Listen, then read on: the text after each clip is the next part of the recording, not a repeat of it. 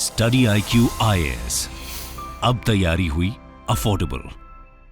दोस्तों, पिछले कुछ सालों से बदलते ग्लोबल और रीजनल लैंडस्केप में इंडिया की फॉरेन पॉलिसी ने एक नया मोमेंटम गेन किया है।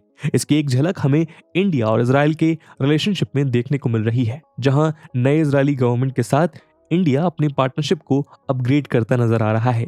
यूक्रेन पर रशियन इन्वेजन के चलते रशिया पर लगे इंटरनेशनल सैंक्शंस के कारण एनर्जी रिच मिडिल ईस्ट पर फोकस एक बार फिर रिवाइव हो चुका है। साथ ही अब्राहम अकॉर्ड के कारण इस रीजन के जियोपॉलिटिक में एक नया मोड़ आया है, जो इंडिया जैसी कंट्री के लिए एक सिग्निफिकेंट स्ट्रेटेजिक अपॉर्चुनिटी है। 15 सितंबर 2020 इजराइल और यूएई और बहरीन जैसे अरब स्टेट के बीच रिलेशंस को नॉर्मलाइज करने के मकसद से साइन हुए इस अकॉर्ड ने अरब इजरायली कॉन्फ्लिक्ट को रिजॉल्व करने के साथ साथ मिडिल ईस्ट में इंडिया के एंगेजमेंट को इंटेंसिफाई कर दिया है, जहां इंडिया रीजनल स्टेबिलिटी और इकोनॉमिक कोऑपरेशन को मजबूत करने के साथ साथ चाइना के ग्लोबल एम्बिशन को भी काउंटर कर रहा है। और इसी एंगेजमेंट में एक माइलस्टोन बना है इंडिया के अडानी ग्रुप द्वारा किया गया हाइफा पोर्ट का रिसेंट एक्विजिशन। दोस्तों, पिछले साल जुलाई में इंडिया का लार्जेस्ट पोर्ट डेवलपर और operator Adani port and special economic zone limited यानी APSEZ ने इजराइल के हाइफा पोर्ट की लीज एक्वायर की थी। अडानी के लिए हाइफा इंडिया के बाहर उसका पहला पोर्ट वेंचर है। इंडिया में वो 13 सी टर्मिनल और मैरीटाइम कॉमर्स का 24% फ्लो कंट्रोल करता है। इजराइल के केमिकल और लॉजिस्टिक ग्रुप गेडोथ के साथ हुए इस ज्वाइंट कॉन्ट्रैक्ट में अब हाइफा का कंट्रोल 2054 तक वैलिड रहेगा। 4.1 बिलियन शेकल्स यानी $1.8 बिलियन की इस डील में अडानी पोर्ट का 70% और गेडोथ का 30% शेयर है। इस साल 11 जुलाई को इजराइल के फाइनेंस मिनिस्टर द्वारा फाइनलाइज की गई ये डील काफी सिग्निफिकेंट है, क्योंकि हाइफा पोर्ट का स्ट्रेटेजिक लोकेशन उसे ग्लोबल ट्रेड रूट को डोमिनेट करने के कंपटीशन में एक सेंटर प्लेयर बनाता है। इंडियन बिलियनियर गौतम अडानी द्वारा लेड ये कंसोर्टियम डील न सिर्फ इंडिया और इजराइल के रिलेशंस को डीपन करती है, बल्कि चाइना के ग्लोबल डोमिनेंस को रेजिस्ट करने में एक मेजर मूव माना जा रहा है। दोस्तों, आज के हमारे इस वीडियो डिस्कशन में हम इसी एक्विजिशन के बारे में चर्चा करेंगे और जानेंगे कि कैसे हाइफा पोर्ट इंडिया के लिए एक गेम चेंजर साबित हो सकता है। लेकिन आगे बढ़ने से पहले मैं आपको बता दूं कि इस वीडियो की इंपॉर्टेंस यूपीएससी मेंस GS2 के IR सेक्शन के लिहाज से भी काफी ज्यादा है। इसके बारे में वीडियो के अंत में और भी बात करेंगे, पर फिलहाल के लिए अपने डिस्कशन को हम आगे बढ़ाते हैं।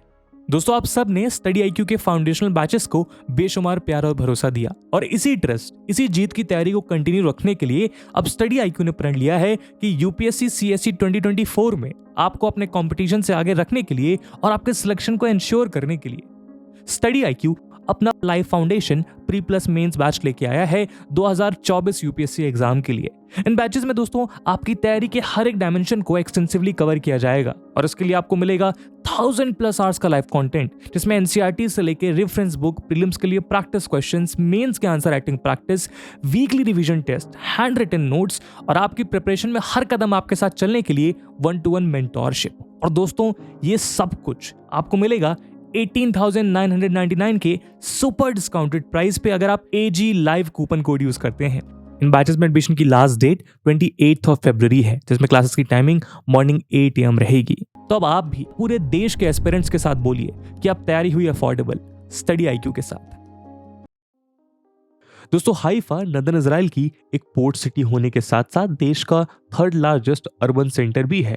यहाँ की कुल आबादी 2,70,000 के करीब है। हाइफा पोर्ट इजराइल के मेजर इकोनॉमिक हब में से एक है, क्योंकि ये इजराइल के दूसरे पार्ट और पड़ोसी देशों के साथ रोड, रेल और सी कनेक्टिविटी प्रोवाइड करता है। साथ ही ये एक पॉपुलर टूरिस्ट डेस्टिनेशन और एजुकेशन सेंटर भी है। इजराइल के economic and technological centre city कहे जाने वाले तेल अवीव से 90 किलोमीटर की दूरी पर बसा हाइफा पोर्ट हर साल करीब 30 मिलियन टन कार्गो हैंडल करता है, जो इसे इजराइल का 2nd लार्जेस्ट पोर्ट बनाता है। ये देश का लगभग आधा कंटेनराइज्ड कार्गो हैंडल करता है और साथ ही पैसेंजर्स के लिए एक प्रिंसिपल पोर्ट भी है। एम्प्लॉयमेंट की बात करें तो यहाँ 1000 वर्कर्स डायरेक्टली एम्प्लॉयड हैं और पीक ट्रैफिक पीरियड में लगभग 5000 लोग यहाँ काम करते हैं। द जेरूसलम पोस्ट की एक रिपोर्ट के मुताबिक पिछले साल दिसंबर 28 को इजराइल के फॉर्मर फाइनेंस मिनिस्टर एविगडोर लाइबरमैन और ट्रांसपोर्ट मिनिस्टर मिराव मिकली के द्वारा हाइफा पोर्ट को प्राइवेटाइज करने का एक एग्रीमेंट साइन किया गया था। उस रिपोर्ट में यह भी बताया गया था कि ये डिसीजन पहली बार 2003 में लिया गया था, जब इजराइल के सी पोर्ट को और भी कॉम्पिटिटिव और एफिशिएंट बनाने के प्लान्स बन रहे थे। जापान अपने टेन्योर के आखिरी माइलस्टोन के तौर पे फॉर्मर फाइनेंस मिनिस्टर लाइबरमैन के लिए ये एग्रीमेंट एक प्राउड मूवमेंट था। वहीं मैकिली के लिए भी एक इम्पॉर्टेंट डिसीजन था क्योंकि वो पहले प्राइवेटाइजेशन के खिलाफ थे। इस एग्रीमेंट के बारे में मैकिली का कहना था कि वो हाइफा पोर्ट के प्राइवेटाइजेशन के लिए इसीलिए मान गए क्योंकि अगर इस पोर्ट को क्लीन एंड रिस्पॉन्सिबल वे में इस्तेमाल किया गया तो ये पोर्ट इजरायली इकोनॉमी को बेनिफिट कर सकता है। उधर इंडिया के लिए ये एक स्ट्रेटेजिक परचेज है क्योंकि इससे नए ट्रेड रूट्स क्रिएट होंगे जो मिडिल ईस्ट को यूरोप के साथ बेटर कनेक्ट करेंगे और जिसके through India European port sector में अपना फुटप्रिंट एक्सपैंड कर सकता है। ये पोर्ट डील इसलिए भी हमारे लिए खास है क्योंकि कई सालों से जिस इंडिया अरब मेडिटेरियन कॉरिडोर की बात हो रही थी वो शायद फाइनली अब इस हाइफा पोर्ट डील के थ्रू स्टैब्लिश किया जा सकेगा। दोस्तों, इंडिया अरब मेडिटेरियन कॉरिडोर एक मल्टी मॉडल कॉरिडोर है जो एशिया से यूरोप तक अरेबियन सी और ईस्टर्न मेडिटेरेनियन को इंटरलिंक करते हुए एक कमर्शियल ट्रांसपोर्टेशन रूट क्रिएट करेगा। इस रूट के 4 मेन कनेक्टिविटी पॉइंट्स होंगे। इंडिया का JNPT, दुबई का जबल अली पोर्ट, इजराइल का हाइफा पोर्ट और ग्रीस का पारियस पोर्ट। कहा जा रहा है कि मुंबई से इस मल्टी मॉडल रूट के थ्रू शिप किए गए गुड्स को यूरोपियन मेनलैंड तक सिर्फ 10 दिन में ही पहुंचाया जा सकेगा, जो सुएज कनाल रूट से 40% फास्टर है। चाइना के 21st century maritime silk road और ईरान और Russia centred international north south transit corridor के अलावा ये एक मेजर ऑल्टरनेटिव रूट होगा। इस एक्विजिशन की इंपॉर्टेंस को समझने से पहले आइए इस प्राइवेटाइजेशन प्रोसेस पे एक नजर डालते हैं। दोस्तों, 21 जनवरी 2020 को इजराइल के ministerial committee for privatisation matters ने हाइफा पोर्ट कंपनी को प्राइवेटाइज करने का रेजोल्यूशन अडॉप्ट करते हुए एक टेंडर डॉक्यूमेंट रिलीज किया। इसके लिए दुनिया भर से 18 एप्लीकेशंस आए। इसमें इजराइल और इंडिया के अलावा कई अमेरिकन और यूरोप में हेडक्वार्टर्ड कंपनीज भी शामिल थी। वैसे तो इन एप्लीकेशंस में कोई भी चाइनीज कंपनी शामिल नहीं थी, लेकिन लास्ट राउंड तक अडानी ग्रुप के साथ जो 3 कंपनीज कंपटीशन में रही उन्हें चाइनीज एस्टैब्लिशमेंट सपोर्ट कर रहा था। ऐसा इसीलिए क्योंकि चाइनीज गवर्नमेंट द्वारा owned Shanghai international port group इसी एरिया में एक पोर्ट ऑपरेट करता है।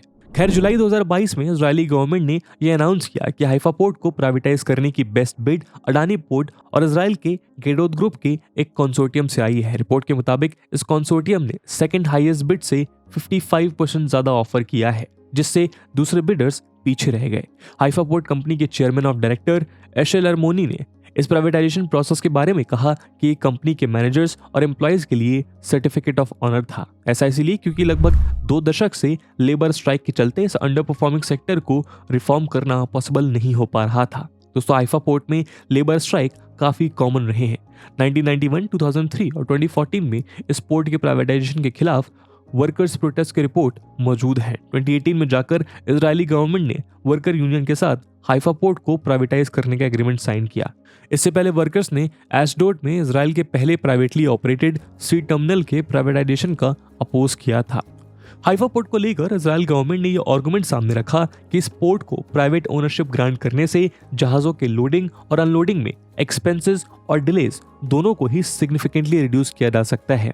एक्चुअली इजराइल का सारा इंपोर्ट और एक्सपोर्ट शिप द्वारा ही ट्रांसपोर्ट किया जाता है। इस प्रोसेस में एक मेजर हर्डल तब आया जब सितंबर 2022 को APSEZ गेडोत कंसोर्टियम ने इजरायली मिनिस्ट्री ऑफ फाइनेंस से ये अर्जी की कि वो $1.8 बिलियन पेमेंट को डिले कर दे। इस रिक्वेस्ट के कुछ ही हफ्तों पहले क्रेडिट साइट्स नाम के एक डेट रिसर्च फर्म ने ये रिपोर्ट पब्लिश की थी जिसमें लिखा था कि Adani group highly over leveraged यानी कर्ज में डूबा हुआ है। यही नहीं, इस रिपोर्ट के मुताबिक पावर सेक्टर में इन ग्रुप ऑफ कंपनीज के अकाउंट में कई कैलकुलेशन एरर हैं। इनफैक्ट हाल ही में US based Hindenburg research firm द्वारा रिलीज रिपोर्ट में भी गौतम अडानी ग्रुप के ऊपर टैक्स इवेजन, फ्रॉड स्कीम्स और स्टॉक मैनिपुलेशन जैसे इल्जाम लगाए गए हैं। इस रिपोर्ट के चलते इस इंडियन कॉन्ग्लोमरेट के लिस्टेड स्टॉक का वैल्यूएशन गिरने लगा। लेकिन बावजूद इस कंट्रोवर्सी के इजराइल के साथ अडानी ग्रुप इस एक्विजिशन को सिक्योर करने में कामयाब रहा। इस ओवरऑल कंट्रोवर्सी के बावजूद हाइफा पोर्ट का कंट्रोल इंडियन फॉरेन पॉलिसी के लिए काफी सिग्निफिकेंट है। आइए जानते हैं कैसे। दोस्तों, अडानी ग्रुप द्वारा किया गया ये एक्विजिशन इंडिया और इजराइल के बढ़ते टाइज में एक सिग्निफिकेंट डेवलपमेंट है। एशिया में न्यू दिल्ली तेल अवीव के लार्जेस्ट ट्रेडिंग पार्टनर में से एक है। इन दोनों देशों के बीच ट्रेड टाइज वैल्यू टर्म्स में इंक्रीज होता आया है। जहां 1992 में ये $200 मिलियन था, वहीं 2022 में डिफेंस बजट को एक्सक्लूड करके $6.35 बिलियन तक पहुंच चुका है। और ये बैलेंस ऑफ ट्रेड इंडिया के फेवर में ही है। इसके अलावा Adani group leading Israeli defence group के साथ कोलैबोरेट करके इंडिया में एक ड्रोन मैन्युफैक्चरिंग सेंटर सेटअप करने जा रहा है। स्पेकुलेशन ये भी है कि वह हाइफा पोर्ट से जॉर्डन तक रेल लिंक स्टैब्लिश करने में भी पार्टिसिपेट करेगा। इनफैक्ट इंडिया के लिए हाइफा पोर्ट का एक हिस्टोरिकल सिग्निफिकेंस भी है, क्योंकि इस शहर को 1918 में ऑटोमन रूलर से लिबरेट करने में इंडियन कैवलरी का एक मेजर रोल था।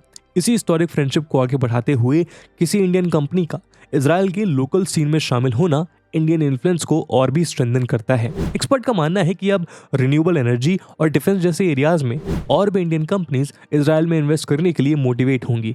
इस एक्विजिशन का दूसरा मेजर सिग्निफिकेंस ये है कि I2U2 यानी इंडिया, इजराइल, UAE और US के ट्रांस रीजनल अलायंस के लिए ये एक मेजर माइलस्टोन है। इस ग्रुप को अक्सर क्वाड 2.0 या मिडिल ईस्ट क्वाड के नाम से भी जाना जाता है। In fact US president Joe Biden, Israeli prime minister यार लपिड, UAE प्रेसिडेंट मोहम्मद बिन जायद और Indian prime minister Narendra Modi के ऑनलाइन कॉन्फ्रेंस होने के कुछ ही देर बाद ये डील फाइनलाइज की गई थी। जिस तरह इंडो पैसिफिक रीजन का क्वाड चाइना को काउंटर करने में लगा हुआ है, वैसे ही इस एक्विजिशन से चाइना के बेल्ट एंड रोड इनिशिएटिव को एक तरीके से चैलेंज किया गया है।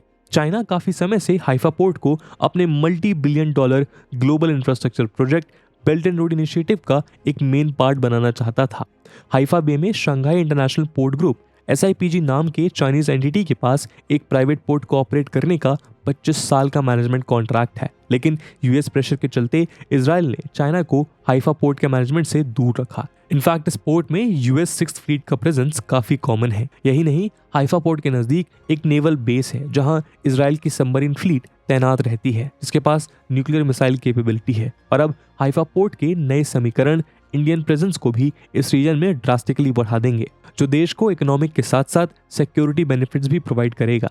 दोस्तों, एक समय ऐसा था जब इंडिया ने इजराइल के सेपरेट स्टेटहुड को रिकॉग्नाइज करने से इनकार कर दिया था, और 1957 में जाके जब ये रिकॉग्निशन मिला तब भी दोनों देशों के बीच कोल्ड डिप्लोमेट टेंशन बना हुआ था। लेकिन आज ये सिनेरियो काफी बदल गया है। इंडिया और इजराइल दोनों ही गल्फ रीजन में अपने रिलेशनशिप को नर्चर करने लगे हैं, और पिछले कुछ सालों में ये कोऑपरेशन और भी डीपन होता नजर आया है। रिसेंट ईयर में इस बायलैटरल पार्टनरशिप को और भी मजबूती मिली है। फॉर एग्जांपल, मार्च 2016 में अडानी एरो डिफेंस सिस्टम और टेक्नोलॉजीज लिमिटेड और इजराइल के एल्बिट स्टार के बीच ड्रोन प्रोक्योर करने के लिए एक स्टेटमेंट ऑफ इंटेंट साइन हुआ है, और अब हाइफा पोर्ट इस कारवां को आगे बढ़ाने का काम कर रहा है। करेंटली इंडिया इजराइल के बिगेस्ट आर्मामेंट और मिलिट्री इक्विपमेंट बायर्स में से एक है, और रशिया के बाद इजराइल इंडिया का बिगेस्ट डिफेंस हार्डवेयर और सॉफ्टवेयर सप्लायर है। ऐसे में ऑब्जर्वर के मुताबिक हाइफा पोर्ट जैसे ज्वाइंट टास्क के थ्रू इंडिया रीजनल कोऑपरेशन को सिग्निफिकेंटली बूस्ट कर पाएगा। और इसी सोच के साथ दोस्तों, आज के वीडियो को हम यहीं विराम देते हैं। और जैसा हमने वीडियो के पहले भाग में बताया कि इस वीडियो की इंपॉर्टेंस UPSC मेंस के लिहाज से काफी ज्यादा है, और इसी इंपॉर्टेंस को देखते हुए एक सवाल हम आपके लिए छोड़कर जा रहे हैं, जिसको आपको कमेंट सेक्शन में आंसर करना है। The question is, discuss how India is expanding it's footprint in the middle east in terms of connectivity. And with this question my friends, that's it for the video. I hope आपको video पसंद आई होगी, और अगर पसंद आई है तो अपने दोस्तों के साथ शेयर करना मत भूलिएगा। हम मिलते हैं अगले वीडियो में, तब तक के लिए जय हिंद, जय भारत। स्टडी IQ IAS, अब तैयारी हुई अफोर्डेबल।